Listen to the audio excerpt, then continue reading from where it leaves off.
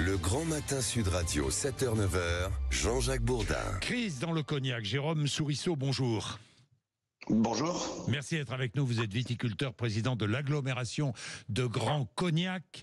Jérôme Sourisseau, la filière cognac représente 80 000 emplois directs et indirects dans la région. Donc c'est très important. Le numéro 1 du cognac, Hennessy, a mis un peu le feu à toute la filière. En Charente, que se passe-t-il? La filiale de LVMH a annoncé sa volonté de le délocaliser en Chine, sa mise en bouteille. Pourquoi? Pour contourner les taxes douanières annoncées pour les exportations. Alors évidemment, les salariés sont mis en grève immédiatement. La direction a suspendu pour le moment son projet sans l'abandonner. Jérôme Sourisseau, quelle est la situation? Elle est claire. La Chine en rétorsion. La Chine impose maintenant des taxes douanières sur les exportations de cognac.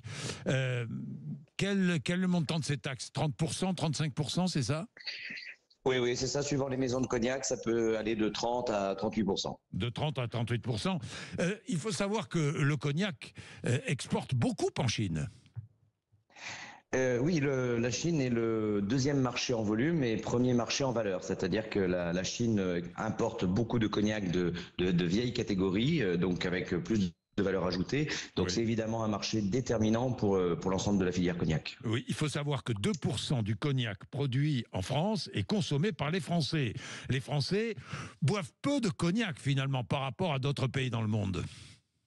Eh bien finalement, malheureusement, oui. Et si je dois lancer un appel ce matin, c'est que les Français redécouvrent ce fleuron qui est apprécié dans le monde entier et finalement peu en France. Alors, faut relativiser. La France, c'est 2% du marché. Ça représente quand même 4 millions de bouteilles par an. C'est pas rien. C'est qu'en fait, l'exportation est importante. Donc, ça ne représente que 2%. Mais moi qui préside une association où on porte la reconnaissance des savoir-faire du cognac au patrimoine culturel immatériel de l'UNESCO, parce que nous sommes déjà inscrits sur la liste française, c'est vraiment un bien qui incarne des valeurs françaises, de découverte du monde, d'ouverture, un produit qui a plus de 300 ans. Moi, j'invite vraiment les Français à le redécouvrir, évidemment. Mais bien sûr, Jérôme Sourisseau, Hennessy, par sa volonté, s'est dit, pour contourner ces taxes chinoises, je vais embouteiller en Chine. Si Hennessy embouteille en Chine, il n'y a plus de taxes, c'est bien ça. C'est-à-dire qu'on envoie le liquide en Chine et on embouteille là-bas. En fait, les taxes s'appliquent à tous les contenants de moins de 200 litres. Oui. Donc, j'exprimerai bien sûr mon point de vue qui est très défavorable à ça, mais on peut comprendre que l'entreprise, compte tenu du marasme qu'il y a sur les vins spiritueux dans le monde, cherche toutes les solutions pour continuer et garder ce marché chinois sur lequel on vend du cognac depuis plus de 150 ans, quoi. Et alors, la solution qu'ils ont voulu expérimenter, c'est de dire, si on envoie carrément une barrique de cognac là-bas, si on emmène nos bouteilles, les étiquettes, toute la matière sèche là-bas, et qu'on le met en bouteille au dernier moment sur place, qu'en est-il? Et l'expérimentation, parce que les exigences de qualité dans le cognac sont extrêmement élevées, l'expérimentation conduisait à le faire et ensuite à ce que le maître de chai numéro 1 qui préside l'élaboration des cognacs aille sur place voir si le voyage a apporté une altération ou pas. Bon, nous évidemment, moi en tant que président de l'agglomération de Grand Cognac, on a exprimé auprès d'Hennessy qu'on était défavorable à ce que la mise en bouteille quitte la région d'appellation, bien entendu. Évidemment, donc Hennessy a suspendu sa décision. De son côté, chez Hennessy, les syndicats demandent l'extension de l'AOP, l'appellation d'origine contrôlée. Se prévaloir du nom cognac impliquerait de mettre en bouteille dans la région, imposer en quelque sorte la mise en bouteille dans la région pour obtenir l'appellation. Effectivement, c'est une piste qui a été. Alors, c'est un vieux débat sur la région qui s'est déjà produit plusieurs fois. Oui. Il y a des débats actuellement au niveau de l'interprofession pour voir comment l'intégrer dans le cahier des charges. Quels sont, évidemment, les avantages, on les mesure tout de suite, c'est une sacrée sécurité. Quels inconvénients éventuellement? Mais hier, les syndicats ont été reçus par l'interprofession qui gère justement l'organisme de gestion de protection d'appellation.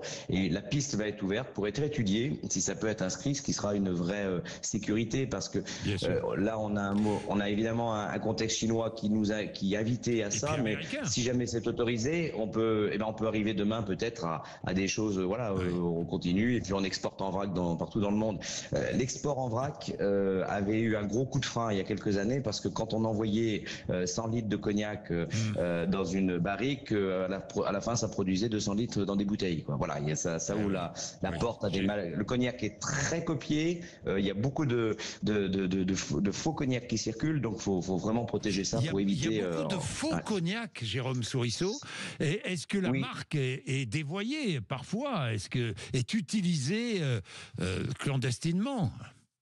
Eh bien, l'interprofession, justement, son premier métier, c'est de protéger, et elle fait un très bon travail. Il y a de vrais succès, il y a des accords qui sont signés avec Mais on sait que dans certains pays d'Asie, d'Asie de l'Ouest, de l'Est, pardon, etc., il y a toujours des tentatives de boissons qu'ils appellent le niac, le cognac, enfin, d'essayer de vis-à-vis du consommateur, de laisser à penser que c'est du cognac, voilà. Et de tricher, évidemment. Évidemment. Bien, espérons que ça va s'arranger, parce qu'en plus Donald Trump arrive au pouvoir et fera du protectionnisme. Alors Emmanuel Macron a expliqué lors du G20 qu'il allait discuter avec Xi Jinping pour trouver une issue favorable. Nous verrons bien. Hein. Nous verrons bien. Jérôme Sourisseau, bonne chance, et je salue toute la filière. J'adore le cognac, moi. Je vous le dis tout de suite, mais évidemment avec un bon cigare. Mais bon, si je dis ça, évidemment, je vais faire hurler tout le monde. Mais il faut modérément, quoi. De temps en temps, quoi. Le soir au coin du feu, le soir au coin du feu.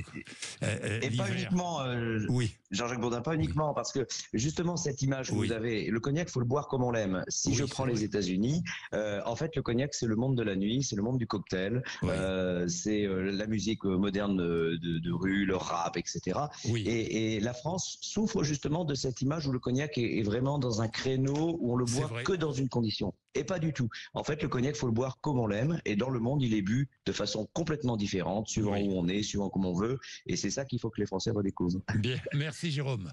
Jérôme Sourisseau, il est 7h17, viticulteur président de l'agglomération de Grand Cognac. Merci à vous. Allez, le rappel des titres de l'actualité avec vous, Laurie Leclerc. Laurie.